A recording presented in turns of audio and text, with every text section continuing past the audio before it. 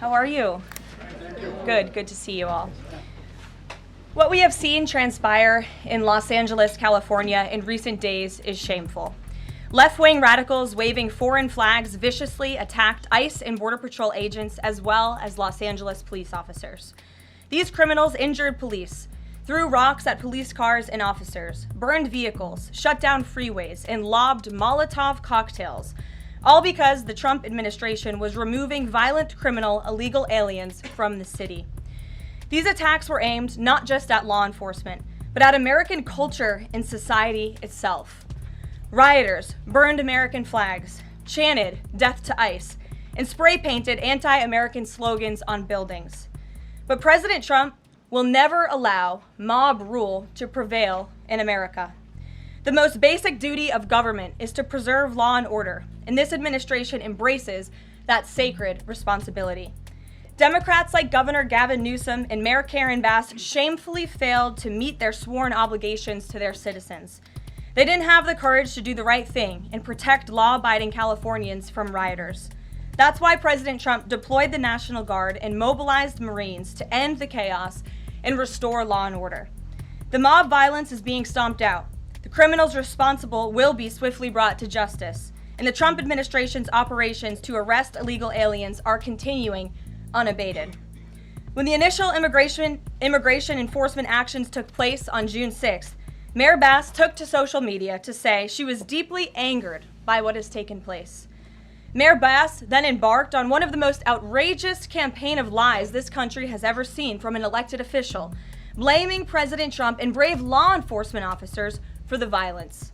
She accused heroic American immigration and customs enforcement officers targeting illegal alien murderers, rapists, and pedophiles of, quote, sowing terror in communities and disrupting basic principles of safety in our city. Around the same time, Governor Newsom claimed that immigration enforcement actions were causing chaos. That's how radical Democrats have become. Their opposition to President Trump has forced them to side with illegal alien criminals in their communities and violent rioters and looters over law enforcement officers who are just doing their jobs. Mayor Bass and Governor Newsom fanned the flames and demonized our brave ICE officers. Instead of defending their city and their state, Karen Bass and Gavin Newsom claimed that in order for the riots and the violence to stop, ICE needed to leave and immigration raids must end. In other words, the position of the Democrat Party is that the federal government is not allowed to enforce our laws and to arrest and deport illegal alien criminals. They're attempting to use a violent mob as a weapon against their own constituents to prevent the enforcement of immigration law. This is deeply un-American and morally reprehensible. President Trump received a clear mandate from voters to reverse the illegal invasion ushered in by Joe Biden's open border and to end the lawlessness represented by Karen Bass and Gavin Newsom's California. President Trump promised to carry out the largest mass deportation campaign in American history, and left-wing riots will not deter him in that effort. Sanctuary cities and states will no longer be allowed to shield illegal criminals from deportation. Just take a look at some of the illegal monsters who were taken off the streets in Los Angeles in recent days. A Vietnamese national, a known gang member with a conviction for second-degree murder. A Mexican national with convictions for child molestation who was armed with a dangerous weapon and had previous arrests for robbery and domestic violence. A Filipino national with convictions of rape, assault, burglary, and theft. A Mexican national convicted of statutory rape, narcotics violations, and hit and run.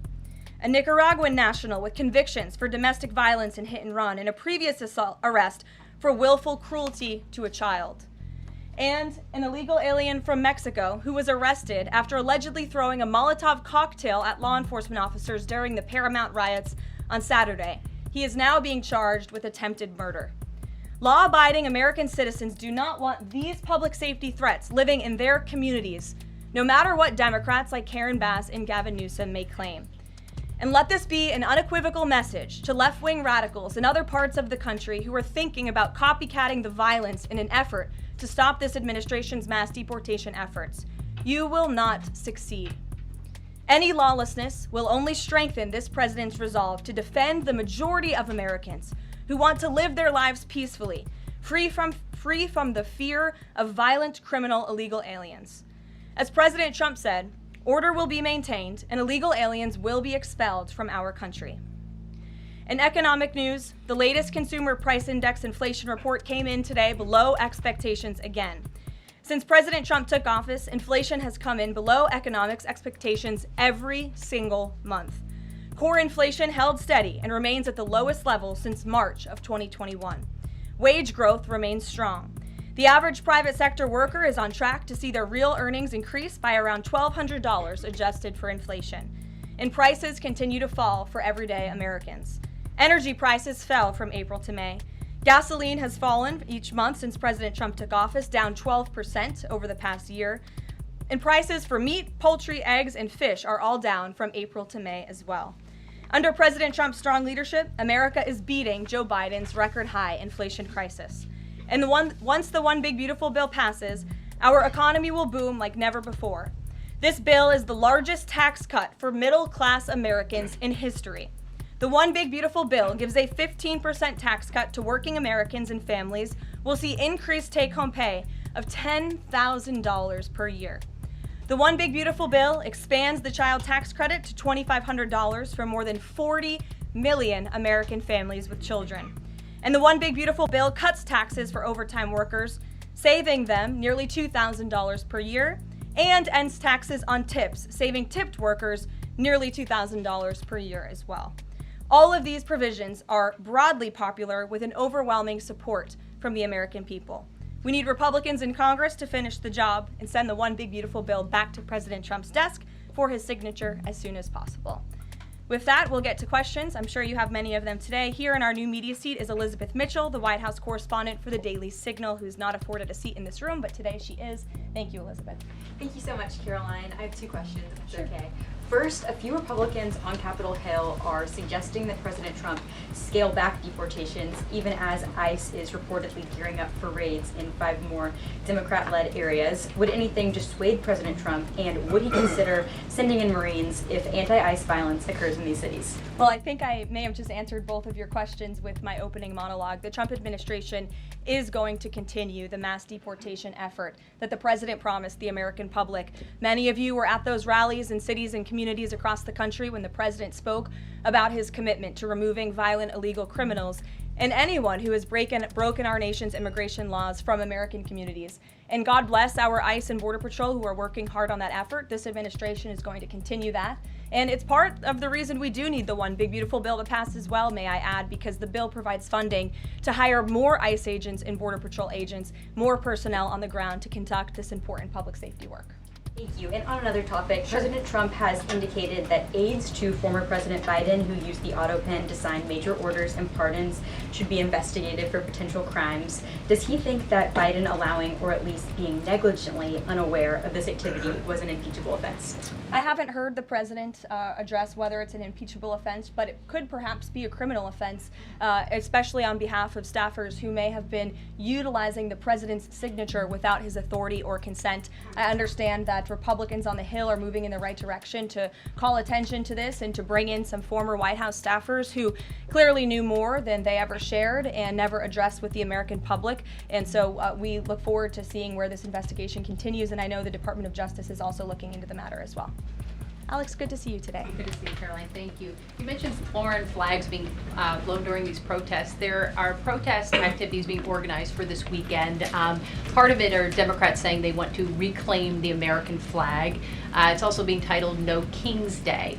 Does the president see himself as a king, and does the White House expect to see American flags being flown during these protests this weekend? The president views himself as the president of the United States of America. This is a constitutional republic, and we want to see all of our citizens be proud of the country in which they are given the privilege and the blessing to live. And I think that those images of foreign flags being waved with by illegal criminals and by violent rioters in the face of cars blowing up and of flames in the city. I have photos of that here to show you. With this violence and destruction that occurred, is an image that Governor Gavin Newsom owns. This is his city, and President Trump saw these images and he said that is not going to be accepted or tolerated, and hence why he deployed the National Guard and United States Marines who have helped to quell that violence. If I can ask another. Sure. If the president does end up deploying any National Guard members, perhaps Marines, to blue states, would he be in contact with the governors prior to this? Would it be necessary? Well, President Trump was in contact with Governor Gavin Newsom despite some of the claims he's made in the last couple of days. The president called the governor on Friday evening and told him to let law enforcement in California do their jobs. And the Los Angeles Police Department, by the way, are fantastic people. They are trying to do the work that they've so bravely signed up to do to enforce the law, but they have been kneecapped by incompetent Democrat policies and Democrat politicians who do not allow their local law enforcement to correspond and coordinate with federal immigration authorities. And so the president gave Gavin Newsom a warning and said, get it together. 24 hours later, we saw more images like this. We heard about Border Patrol agents who were being the target of rocks. These illegal criminals were throwing rocks at our Border Patrol and ICE agents, and so the president made the decision to federalize California's National Guard. Stephanie. Thank you. Two questions on the China trade deal, if I may. Sure. First, will the president formally sign the trade deal, and if so, when? Secretary Lutnick sort of alluded to the fact that it might be in a couple of days, but I'm curious if there's anything more specific to read out. Sure. Well, I do have more specifics for you. I spoke to the president about this. He spoke to his trade team, who did a fantastic job negotiating this on behalf of the United States and meeting with their Chinese counterparts. The president is talking to them about the details of it now. But what the president heard, he liked. China has agreed to open their markets to the United States separately of this deal. And when it comes to this deal, we're going back to the terms that were agreed upon in Geneva for the release of some of those critical minerals and the magnets from China to the United States. And we have agreed to fully comply with the Geneva Agreement as well. So the president is reviewing the details of that with his trade team now, and you'll hear more from him, I'm sure. And then the second question, on tariffs, Secretary Lutnick suggested that the tariffs would remain unchanged with China. I'm wondering if there's any room for them to negotiate even lower, or if this is the floor. I won't get ahead of any further negotiations. We're in a great place right now, and I would add that this is the result of a lot of hard work from the president and his team, and the president has a good and respectful relationship with President Xi, and as you know, they had a direct conversation which led to this success that the president announced on Truth Social this morning. JJ. On North Korea, has the president tried to resume dialogue with Kim Jong-un? There's some reporting that the president sent a letter and tried to give it to Kim Jong-un through some North Korean diplomats through the UN, and they declined to take it and send it to Kim Jong-un. The president remains receptive to correspondence with Kim Jong-un, and he'd like to see the progress that was made at that summit in Singapore, which I know you covered in 2018 during his first term. As for specific correspondence, I'll leave that to the president to answer. Sure. Good afternoon. Yeah, thanks. Back to the trade deal negotiations with China. Jimmy Lai, as you know, is a pro-democracy advocate, Catholic, sitting in solitary confinement in Hong Kong as we speak. His family believes he may be close to death. Did his name come up, Jimmy Lai's name come up in these negotiations with China? Not to my knowledge. I understand the negotiations were very much focused on our trade and economic relationship with China. Does the president believe he can free Jimmy Lai from prison? I'll check with the president. It's certainly an important issue, and I'll get back to you. Thanks, Caroline. The president said yesterday that paid insurrectionists were behind or were involved in the protests in Los Angeles. Does the White House have any more details about who they believe is paying these protesters? The president spoke about this last night when he returned from Fort Bragg, because frankly the president has a lot of common sense, and if you look at some of the imagery that we have received from the Department of Homeland Security and ICE and law enforcement who are on the ground, you will see boxes and boxes of very professionalized masks and rioting equipment being dropped off for these protesters. So it's a good question the president is raising, and one we are looking into, about who is funding these insurrectionists and these rioters and these protesters and these illegal criminals. And I have updates for you on the numbers, by the way. Since June 6th, there have been 330 illegal aliens that have been arrested as part of these riots in Los Angeles. 113 of those illegal aliens had prior criminal convictions. And overall, and this includes arrests of American citizens, there's been 157 people arrested for assault and obstruction-related charges, including the attempted murder of a police officer with a Molotov cocktail. So who is funding these illegal aliens who are coming in with this very professional riot gear? It's a question everyone in this room who cares about truth should be asking. And we encourage your help in trying to get to the bottom of that question. Indina. Thank you, Caroline. About Elon Musk, he issued an apology this morning. Has the president accepted the apology, or does he think it's too little too late? The president acknowledged the statement that Elon put out this morning, and he is appreciative of it, and we are continuing to focus on the business of the American people. And has the administration started a review of Musk's government contracts, something that the president said he's considering? What do you mean by that? Has the administration started a review of the contracts that Musk and his companies currently have? No efforts have been made on that front as far as I'm aware. And just one more, if I may, on just everything sort of we've seen so far with the president's response to the LA protests. There is criticism that seems to suggest that the president responded the way he did because it was a deliberate, calculated attempt to sort of shift focus away from his feud with Musk. How would you respond to that? The president responded to the LA riots, condemning the violence from Musk. It's an incredibly disingenuous attack. The president saw images of Border Patrol and ICE agents being hailed with rocks and Molotov cocktails. He saw vehicles being burned to the ground with illegal aliens flying foreign flags, and that's what prompted the president to have this response that has clearly worked, because last night in Los Angeles, you didn't see many of those images. And I would add the governor and the mayor need to actually do more. I know Gavin Newsom had a big address to the nation last night. I guess he thought that's what it was for maybe his future political ambitions, but he spoke a lot of words. We haven't seen action. California has been a mess for years because of the incompetence of Gavin Newsom, so the president was responding to that only. Caitlin. Caroline, 2 questions for you. Sure. Over the weekend, Secretary Noem sent a memo to the Pentagon asking Secretary Hegseth to have and direct the military that's on the ground in LA to arrest and detain what she said were lawbreakers. Is the president okay with that? And under what authority would the members of the military be able to arrest people inside the United States? I can't speak for a letter that came from the Department of Homeland Security. I can't speak for the president and what's currently happening on the ground now. And as you know, the president federalized the National Guard under U.S. Code 10, which he has the authority to do. And our United States Marines and the National Guardsmen and women who are on the ground right now are helping to create a peaceful environment for ICE and Border Patrol, who were being, again, hailed with rocks, who were being violently and viciously attacked. They needed reinforcements, and so our United States Marines who are on the ground are providing those reinforcements to ensure the environment is peaceful so that these raids and deportations can continue. But he realizes they can't actually arrest people unless he invokes the Insurrection Act, which, I mean, seemingly was not something that was in Secretary Noem's memo, a clear distinction she did not make there. Again, you're trying to conflate a letter that was sent to the Department of Homeland Security to the president's legal authority. The president understands the legal authority that he invoked, and that's the current situation right now. When it comes to federalizing the National Guard, what is the specific criteria that the president is using for when he's deciding to do that, and in which states? The president was asked and answered this yesterday. He wants to see an end to the chaos and the violence. He doesn't want to see law enforcement officers being attacked. He wants to see peace. He wants law-abiding Californians to be able to bring their kids to school, to be able to go to work without seeing this violence in the streets. That's what the president's hoping for, and that's why he's taken this action. John.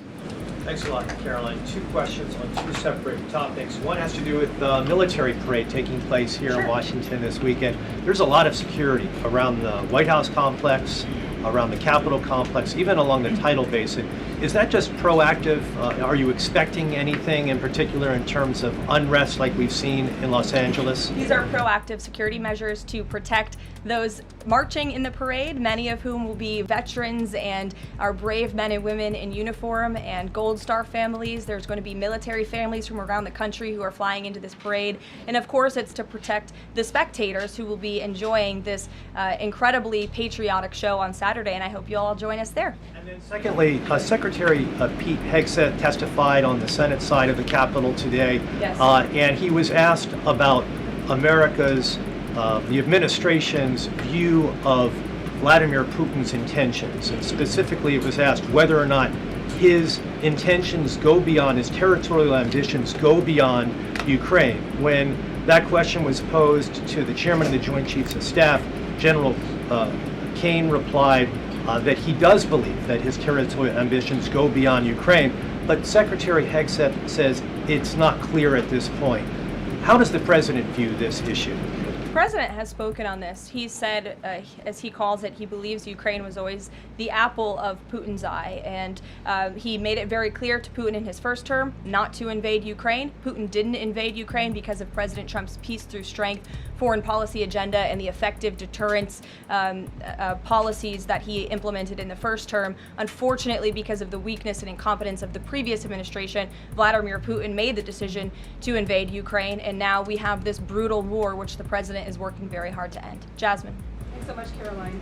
The president warned that any protests on Saturday would be met with force. Can you clarify what kind of protest President Trump does support or find acceptable? The president absolutely supports peaceful protests. He supports the First Amendment. He supports the right of Americans to make their voices heard. He does not support violence of any kind. He does not support assaulting law enforcement officers who are simply trying to do their job. It's very clear for the president what he supports and what he does not. Unfortunately for Democrats, that line has not been made clear, and they've allowed this unrest and this violence to continue, and the president has had to step in.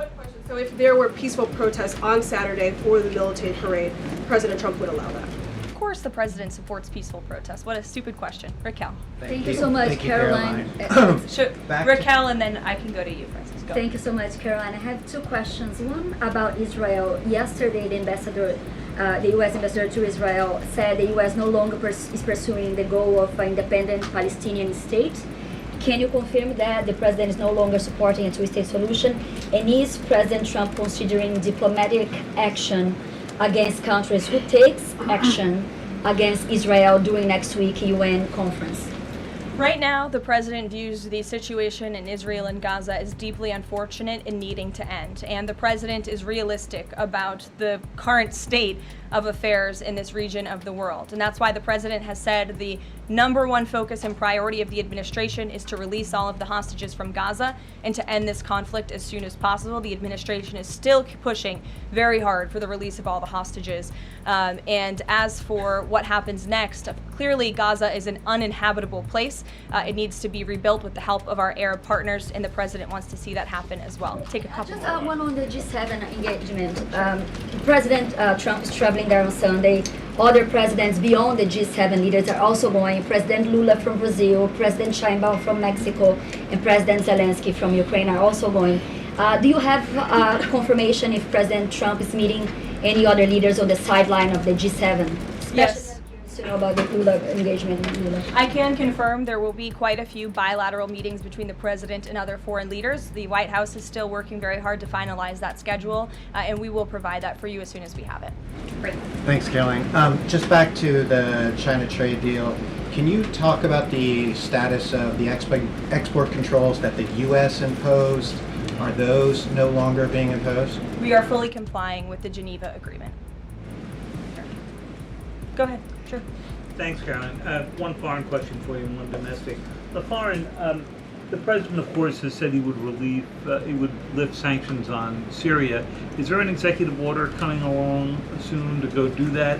And is the president planning to try to get involved in any kind of a peace agreement between Israel and Syria that would disengage those two? To the best of my knowledge, the Treasury Department took action after the president made that announcement in Saudi Arabia. Okay. And then on the domestic side, you were just asked about the First Amendment rights issues. In the president's comments yesterday, though, he just said protesters would be strongly dealt with. In your list before, you referred to insurrectionists, rioters, and protesters together. Obviously, they're quite different from your earlier answer. I'm struck by the fact that the president has not at any point said the most important thing here is to protect the First Amendment rights of peaceful protesters. So I'm wondering, where in his hierarchy of interests does he place that? Is the First Amendment protection the most important? Is stopping violence most important? Why is he not out saying all peaceful protesters will be protected? I think two things can be important at the same time. And the president, as I just answered, supports the right of Americans to peacefully protest. He supports the First Amendment. But that is not the majority of the behavior that we have seen taking place in Los Angeles. We have seen mobs of violent rioters and agitators assaulting law enforcement officers, assaulting our federal immigration authorities. And we have seen, as I said, this goes back to what this administration is trying to do and accomplish, and that's enforcing law and order in our nation's communities. And it's removing public safety threats from communities in Los Angeles. You're saying the majority have not been peaceful, the majority have been violent. I just read for you the arrest numbers. We've arrested nearly 400 illegal aliens alone, just illegal aliens who have been arrested in these riots since June 6th, since they began. Thousands of people on the streets. Yeah, and we've had hundreds of people who have assaulted law enforcement officers. Are you saying that that's that's appropriate behavior? No, Are you no, I'm saying not that saying the that at president all. I'm shouldn't just take trying to action? figure out- The Democrat governor and the Democrat mayor of Los Angeles have failed their citizens. And the majority of Americans, the majority of Californians do not want to see law enforcement officers being assaulted in the streets. And thankfully, the president took action and stepped in to protect our federal law enforcement agents, to protect federal buildings, to protect the federal mission of deporting illegal criminals off of our streets. And that mission will continue every day as far as we're concerned. Thank you, guys.